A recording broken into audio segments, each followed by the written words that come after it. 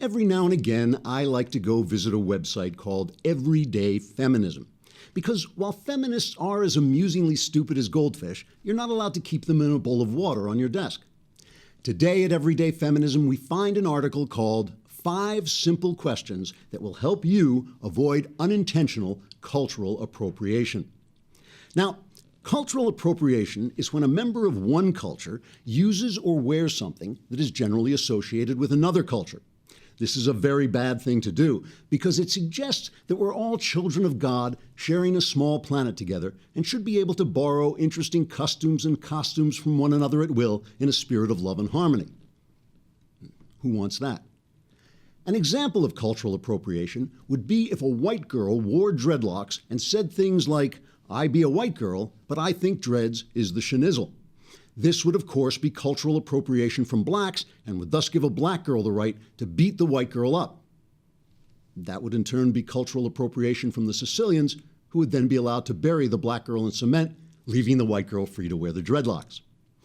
Other examples of one culture group stealing something from a different culture group would be an African using technology, a man using a woman's bathroom, Mexicans using America, Muslims loving their neighbors as themselves, and women acting rationally. Which brings me back to everyday feminism. Here are the 5 questions the website suggests you ask yourself before doing something that might unintentionally be cultural appropriation. I am not making these questions up. Say you're a white girl and you want to wear a kimono. Everyday feminism suggests you ask yourself, 1. To what ethnic/racial/cultural group does the practice or artifact belong? Obviously, with a kimono, the answer is the Japanese. Question 2, how is the group that the practice or artifact belongs to oppressed? Here the answer is Japanese people have to live in Japan and are forced to speak a language no one can understand. Question 3, do you benefit from using this artifact? How? That's really 2 questions, but remember these are feminists, and after they count past 1, things get a little unclear. Question 4, why might your using this artifact make someone uncomfortable? Actually, kimonos are generally loose-fitting and made of silk, so it should be pretty comfortable for everyone. If not, you can exchange it for a larger size. And finally, question 5, what makes it possible for you to use this artifact? And here the answer is that your boyfriend has been hanging out on those Asian girl websites, so wearing a kimono will really get the evening off to a good start. Once you've asked yourself these 5 questions, you should know whether you're unintentionally engaging in cultural appropriation, and you should then be ready to move on to the next stage, which is intentional cultural appropriation. With a little practice, you'll soon be able to walk right up to the nearest American Indian and steal his land. Trigger warning, I'm Andrew Klavan, and this is The Andrew Klavan Show. People, I love everyday feminism. It's like, thank you, ladies, for providing the laughs. Man, oh man, that site is so... Can you imagine living like that, though? Can you imagine actually, I'm really glad I tuned into this site, so I have that advice before I put on my kimono. Anyway, it's Indiana Day, and we here are going to be playing a drinking game. Every time a sentient creature even thinks about voting for Hillary Clinton or Donald Trump, we're going to take a shot. and you can watch this. You won't be able to see this unless you subscribe. So you got to subscribe. And if you subscribe, you not only can hear it, you can see it. And what you'll see is 2 sneakers sticking out from under the desk, basically. But you can subscribe and you can send in questions and we'll have you on the show. We were just talking before the show. We're going to arrange to start answering some of the mail we get if you subscribe. If you don't subscribe, then we just ignore you and may even drop by your house and take things. We don't know. All right, so it's on to Indiana, and things are looking grim for the Cruz people.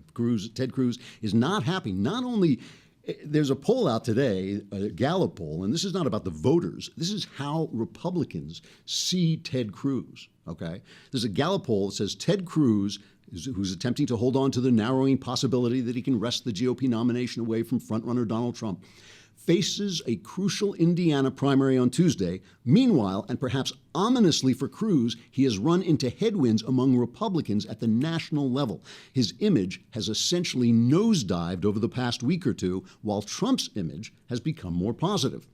Republicans' views of Cruz are now the worst in Gallup's history of tracking the Texas senator. His image among Republicans and Republican-leaning independents is at 39% favorable and 45% unfavorable. This is among Republicans, based on an April 24th to 30 interviewing for a net favorable score of -6. The last few days have marked the first time we have seen Cruz's image underwater since we began daily tracking in July. That's the Gallup poll. So Republicans don't. Now, part of this is obviously just the effect of losing. I mean, part of this is that Donald Trump, had these mega victories all throughout the East Coast, all throughout the, train Amtrak corridor. And I think that it's just making Cruz look desperate. He's tried this thing with Carly Fiorina. He tried teaming up with Kasich, and I think people are just thinking like, he's beginning to sweat. You can see him sweat, and I think people don't like that. And of course, there's also the fact that the Republican establishment can't help itself but voice this hatred of Cruz. They have been, Cruz went into the Senate. He called Mitch McConnell a liar. He, shut down the Congress. He shut down the government over funding Obamacare. He made a show of his own integrity in contrast to the lack of integrity of the Republicans. And somehow, I don't know, the Republicans didn't take that well. John Boehner, who is like the avatar of the establishment. He is the establishment turned into a human being. John Boehner called him, he said, Lucifer. He's Lucifer in the flesh.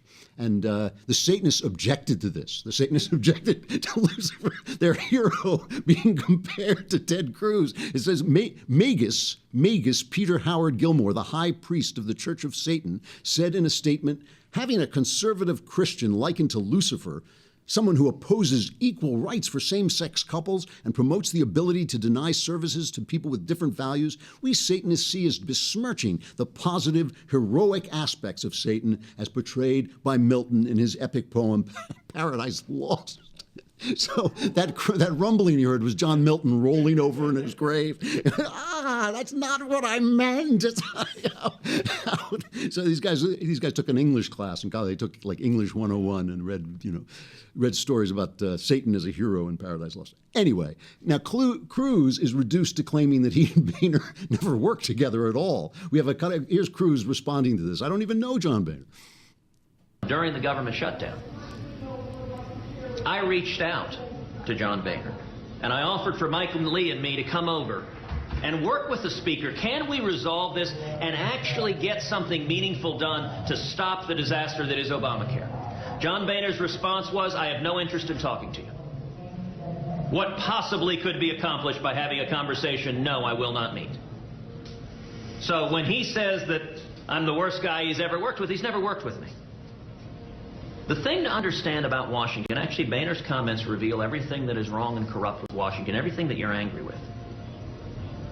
When John Boehner calls me Lucifer, he's not directing that at me. He's directing that at you. What Boehner is angry with me for is not anything I've ever said to him. I haven't said much of anything to him. What Boehner is angry with me for is standing with the American people, is energizing and encouraging House conservatives to stand with the American people and actually honor the commitments we've made. See, that's essentially the truth. What Boehner and the rest of the Republicans are angry about is that Cruz was representing the base, and they've been consistently telling the base one thing and doing another over and over and over again. And that's why the party split. But it doesn't matter, because Cruz is now caught in this vice, because the establishment hates him. And the people now think that he's the establishment. Compared to Trump, they think he's the establishment. Yesterday, he gets in this argument with a Trump protester. It went on for like 8 minutes. He's debating this protester. And if you see it, if you can see the video, the guy has just got this kind of implacable face, this little grin on his face, and Cruz is arguing. Well, play the small cut we have. This man is lying to you, and he's taking advantage of you. And I would encourage you, sir. I appreciate your being out here speaking. If I were Donald Trump, I wouldn't have come over and talked to you. I wouldn't have shown you that respect. In fact, you know what I would have done? I would have told the folks over there, go over and punch those guys in the face. That's what Donald does to protesters. Yes. I think a candidate is campaigning to work for you. Like you always do. Okay, stop. What word did I say was a lie? About Donald telling people to punch people. Okay, let me ask you, sir. Just go home and Google Donald punch in the face protesters.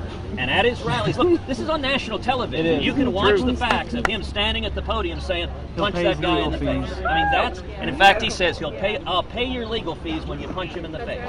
Trash vote And for there's a trash. problem. So this guy is immovable.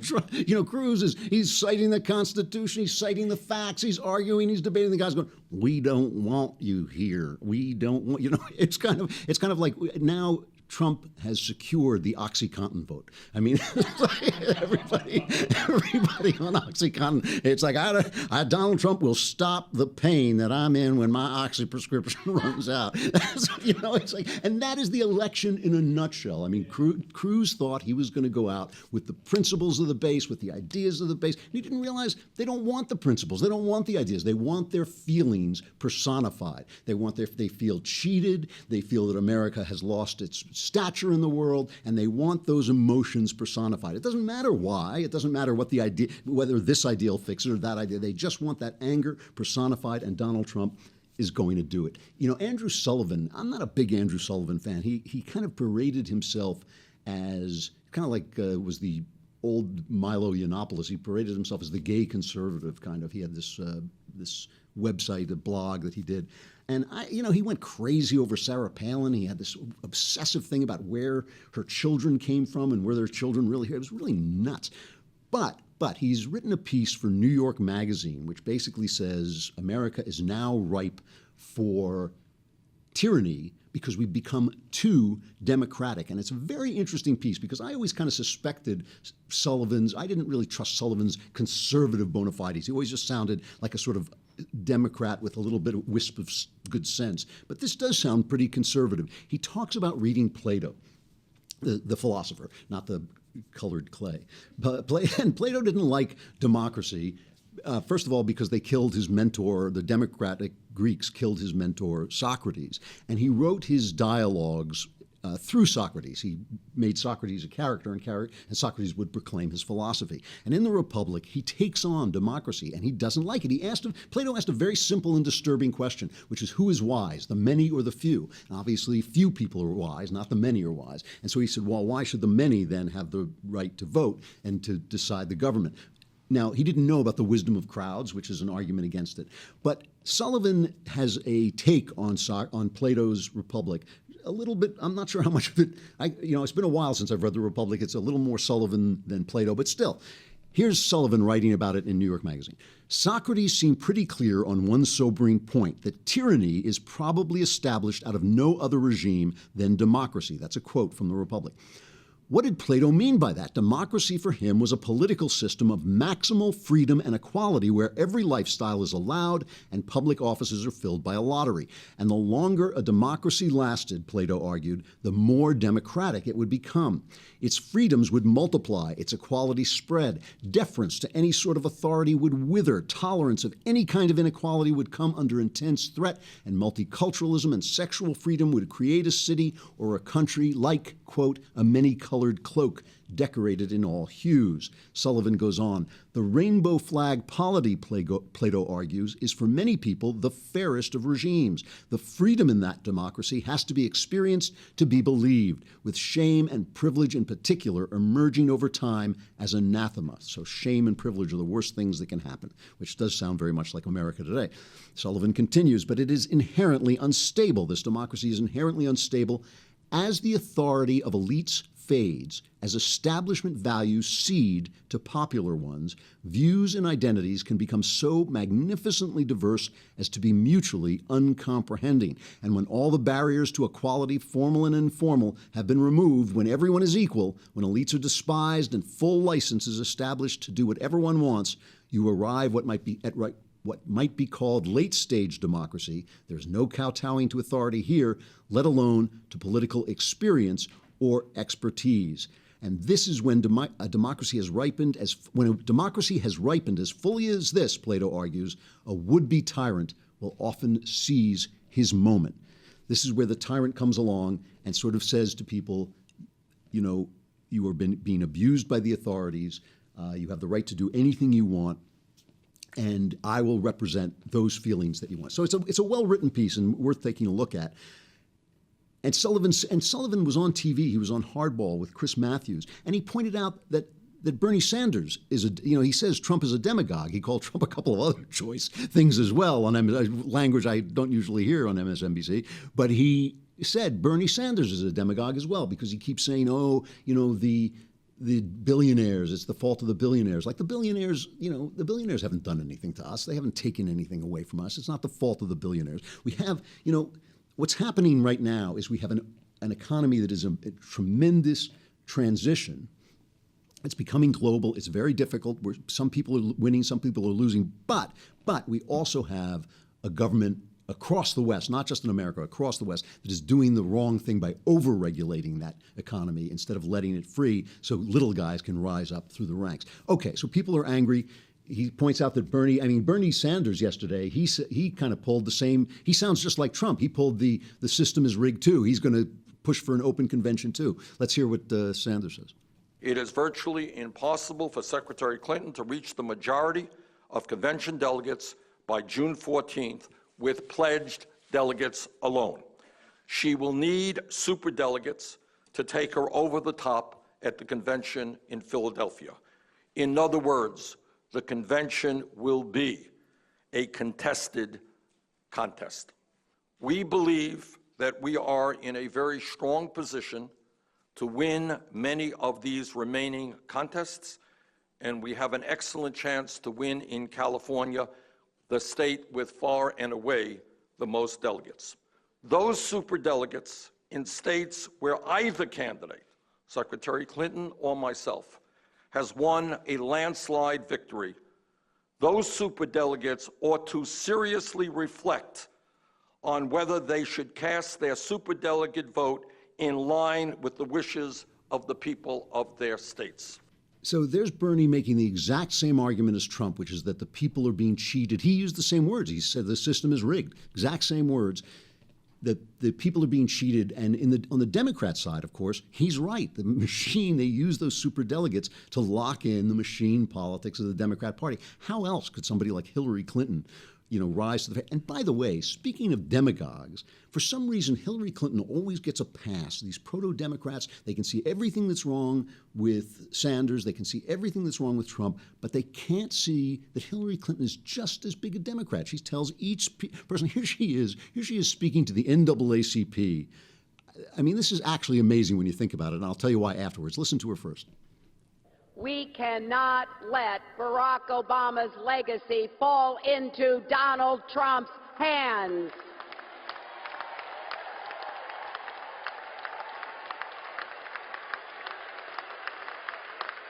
We can't let all the hard work and progress we've achieved over the last 7.5 years be torn away.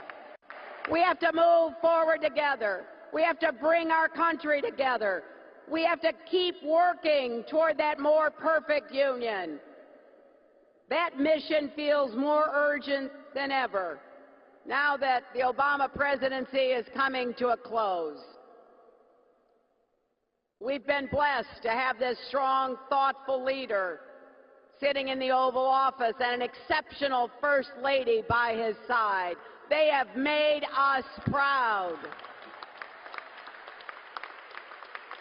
They have represented America to the world with style and grace, and it is up to us to make sure that when they leave the White House, the concerns and priorities they champion, the hopes and dreams that Americans have entrusted to them, don't also leave.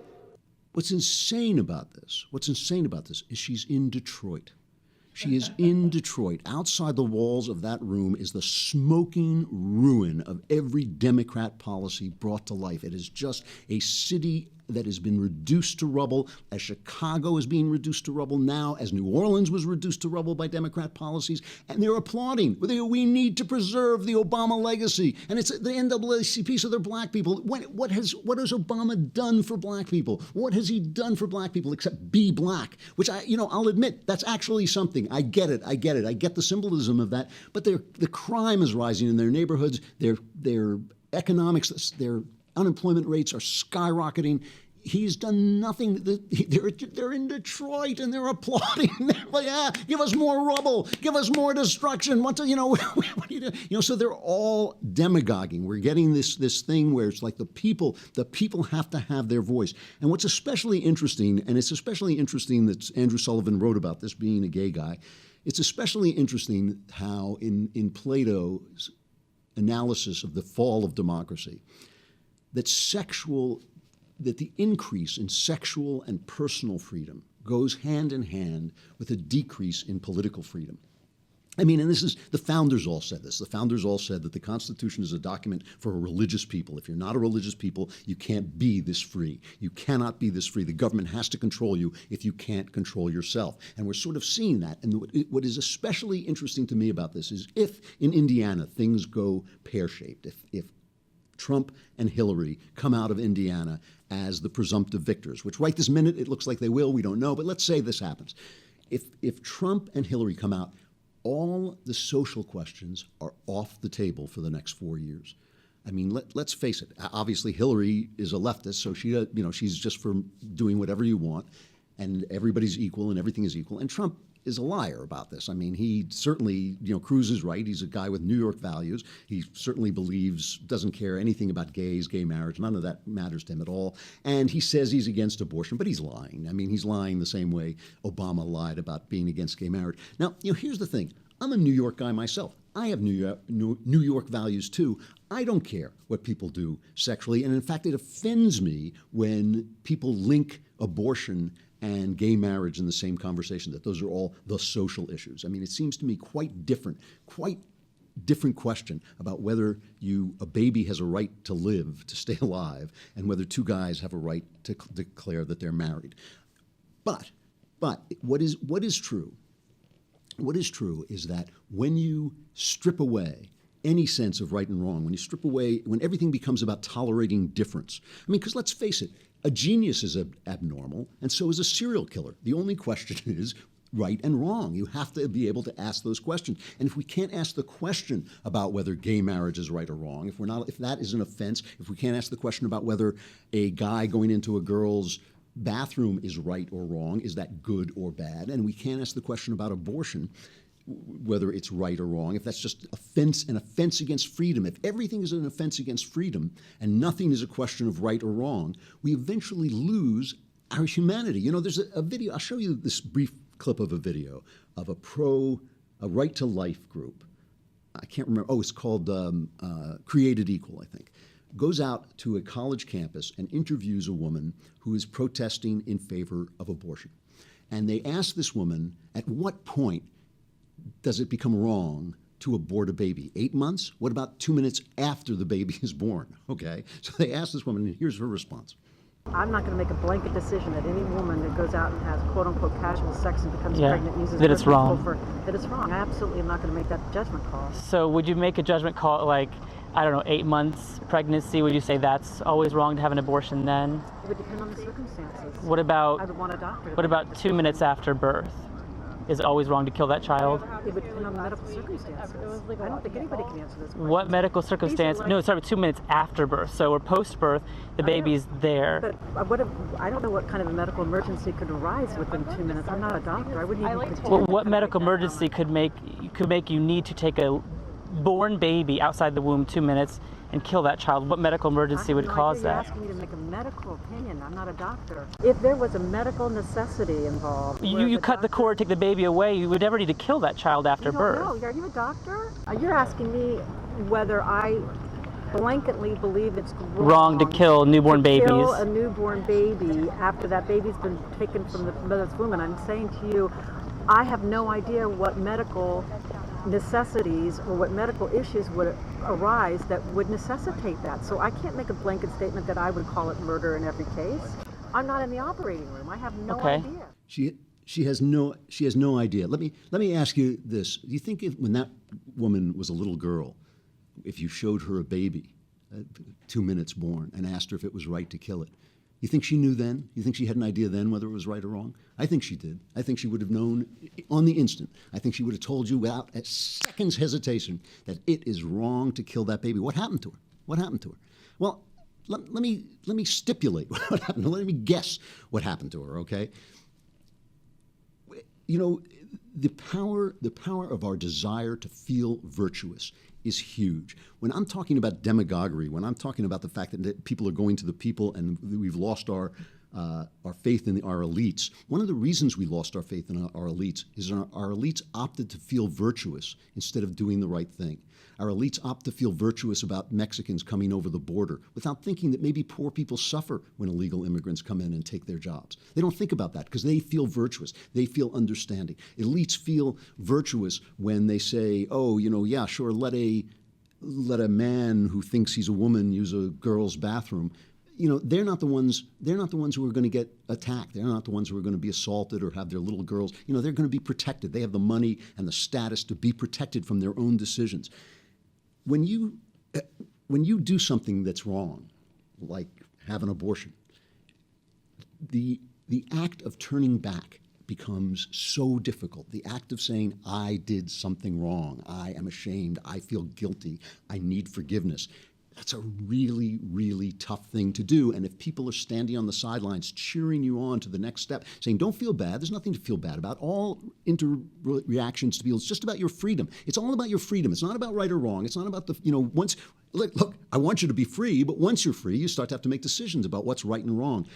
If you keep going down that road, that's what you end up with. You end up with a woman who cannot tell whether it's wrong to kill a newborn baby. She can't tell. She said herself, I have no idea. And like I said, when she was a little girl, she knew, but now she doesn't know. And we're in danger of that happening to our country when you are appealing purely to pure democracy. We're not supposed to be a democracy. We're supposed to be a republic. The people want what they want. They want to be free. They want to have pleasure. They want to get more stuff. They want to pay fewer taxes. I mean, we have this in California where every law is voted on by the people. You know, give us more stuff, but don't raise our taxes. Give us more stuff, but don't raise our taxes.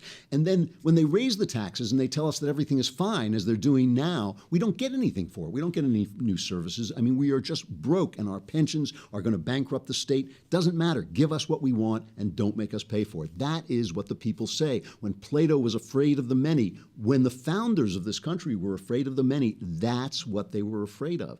And so now we are about to have, if Indiana goes sideways, if Indiana goes pear-shaped and Trump and Hillary come out as the presumptive nominees, that is what we're going to have for the next 4 years, and it's now going to become our responsibility. The responsibility of those who said no, the responsibility of those who said don't do it, don't go there. It's going to become our responsibility to begin the very, very difficult process of teaching people again that there is no freedom without morality. There is no freedom without God. There is no freedom without religion. And that is where we're going to start. You know, if you wonder why guys like Glenn Beck, crazy guys like Glenn Beck and Ben Shapiro, I mean, guys, right? I mean, these guys belong in some kind of padded room, right? You wonder why they're the ones standing up. It's because they know the face of their God, you know, and maybe you don't agree with their version of God, but at least they know that morality is there. It is not just, an opinion. It is written into the fabric of reality. And we're going to have to begin the very difficult process of teaching a people that has been fed on its own freedom, that they're going to have to learn how that fabric of reality works once again. Should be an interesting day, folks, and I'm starting. Just a few more minutes of the show, and then I start drinking. So it's going to be great for me. We're going to have a good time. All right, stuff I like. Now I am talking about Crazy Ben. I've been stealing from Shapiro this week to do some stuff I hate, but I'm not just doing stuff that I particularly hate. I'm doing stuff that everybody else loves that I hate, and it's not that I hate it. I just think it's bad. I think it's bad. And what makes a work of art bad? You know, you say, well, work of art is just a taste. I don't agree with that. I don't agree that taste defines a work of art. I think that a work of art is there to do something. It is there to teach us about the inner experience of human life. And if it lies to us, no matter how entertaining or convincing it is, it's actually doing us a disservice. And so the picture I want to talk about today is Avatar. This is to me the Imagine of movies. You know the song Imagine there's it's like such a popular song, it's just an awful, awful song. The music is lousy, the words are ridiculous. Avatar is the same way. People got so obsessed with this fake planet this fake world in Avatar, that they would build websites and kind of yearn to be in this among the Avatar people and all this stuff. And basically, I mean, it's a movie that was an attack on the Bush administration. It was the bad guys, or these military guys, come to the planet to steal their resources, as James Cameron was arguing essentially that we had gone over to the Middle East to steal their oil, which was absurd. The movie is bad. First, the plot is completely unoriginal. It's Dances with Wolves and Pocahontas. A guy goes into a native culture, a civilized man goes into a native culture, falls in love with the native culture, and becomes one of them, and realizes he's got to fight against his own evil civilized culture. It's the old noble savage routine, which is just absurd. Savages are savage. It's not a happy life. But the other thing that is so dishonest about it is that it's about the need for energy. They go to this planet to steal their energy. And everyone on this planet is living at peace with nature. They're at peace with nature, you know. They have trees that light up, and they fly on dragons, and the women are treated with equality, and the women are warriors. Now, you can have things that light up in the dark, and you can fly, and you can have equality for women, but you need one thing, one little magic thing to make all that happen, and that's oil. You need oil, you need energy to light the lights, you need energy to make the planes fly, and you need technology to bring women up to the, you know, if everything is just about upper body strength without technology, men are going to be dominant. If you want to bring women up to equality, you have to have technology that makes people more equal, to make more able to compete. You need a world of the mind, and a world of the mind is created by energy. So Avatar is just a dishonest picture that was showing you that you could have everything that oil gives you without oil. And it was dishonest in the sense that it portrayed America's military as being rapists of the land. Everything about it was dishonest. It was also boring. On top of everything else, it wasn't really a good movie. So that's stuff I dislike. We'll only do one more of those. We'll get back to stuff I like next week. All right, on to Indiana, or Who's Your Daddy, as we say. Never mind. And we'll be back with the results tomorrow. I'm Andrew Klavan. This is The Andrew Klavan Show. Thanks for listening.